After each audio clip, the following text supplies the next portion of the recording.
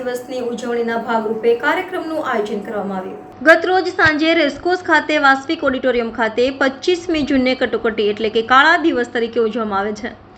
25 જૂન 1975ના રોજ દેશમાં કટોકટી લાદીને કોંગ્રેસ દ્વારા લોકશાહી ખતમ કરવાનું કાર્ય કરવામાં આવ્યું હતું, જેમાં માનવ અધિકારીનું હનન, દેશવાસીઓ પર અત્યાચાર અને મીડિયા પર સેન્સરશિપ લાદવા જેવા વિવિધ પ્રકારના અત્યાચારો જેવા આક્ષેપો સાથે દેશમાં તારીખ 25 જૂનનો દિવસ કટોકટી કાળો દિવસ તરીકે ઓળખાય છે। આ સંદર્ભમાં પ્રદેશના ઉપાધ્યક્ષ અને પ્રભારી ગોરધન ઝડફિયા, ગુજરાત વિધાનસભાના મુખ્ય દંડક બાલકૃષ્ણ શુક્લ, શહેર ભાજપના અધ્યક્ષ ડોક્ટર વિજય શાહ, વડોદરાના mayor Pinkiben Soni, deputy mayor Chirag Barot, Kota વિધાનસભાના ધારાસભ્ય ચૈતન્ય દેસાઈ, નગર પ્રાથમિક શિક્ષણ સમિતિના ચેરમેન વિનેશ પંડ્યા તથા વિવિધ વોર્ડના કાઉન્સિલરો તથા કાર્યકરો ઉપસ્થિત રહ્યા હતા। 25 જૂન 1975 એ લોકશાહીનું કલંક અને ભારતના સંવિધાનના મૂળ સિદ્ધાંતોને ઉખેડનારો નિર્ણય હતો। દેશમાં 1,40,000 લોકોને જેલમાં પૂર્યા। માત્ર ને માત્ર ઇન્દિરા ગાંધીજીની આ સરમુખત્યારશાહી પ્રકારે ઇમરજન્સી લાગુ કરવાના નિયમો છે, જે કેબિનેટની મંજૂરી વગર એક લીટીનો કાગળ અને દેશના રાષ્ટ્રપતિ દુનિયાની સૌથી મોટી લોકશાહીને ગળો દાબી દેવાનો નિર્ણય પર સહી કરે અને 21 મહિના જેલમાં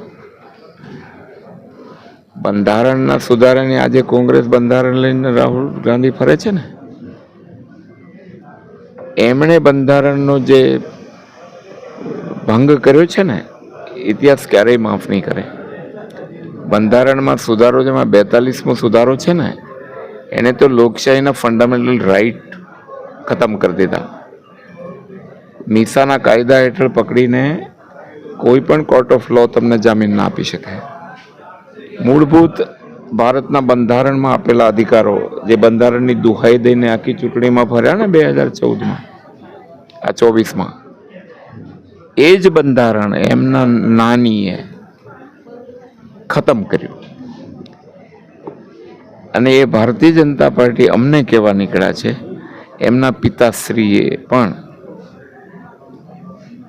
જે રીતનું આ બધાએ જે કૃત્ય કર્યા છે એ જનતા સમક્ષ ઉજાગર થાય। ન્યાયપાલિકાને ગળે ટૂંપો દેવાનો પ્રયાસ કર્યો છે કે ન્યાયપાલિકા પણ આમાં હસ્તક્ષેપ ના કરી શકે। કોરમ, કોઈ પણ પાર્લામેન્ટ કે વિધાનસભામાં કોરમ હોય, કોરમ વગર પણ પાર્લામેન્ટ ચાલી શકે। ઇવન એક સભ્ય હોય તો હી કેન મેક એ લો। આ પ્રકારનો બંધારણમાં ફેરફાર કર્યો। અને મીડિયા, તમે બધા પત્રકારો છો ને, most of the journalist were in the jail, including Kuldip Nayar, Times of ઇન્ડિયાના ગોયંકા। ઇન્દિરા વિરુદ્ધ લખ્યું એટલે ઇટ ઇઝ રાષ્ટ્રદ્રોહ। અને એ અમને ભારતીય જનતા પાર્ટીને કહેવા નીકળ્યા છે કે તમે સરમુખત્યારશાહી ચલાવો છો।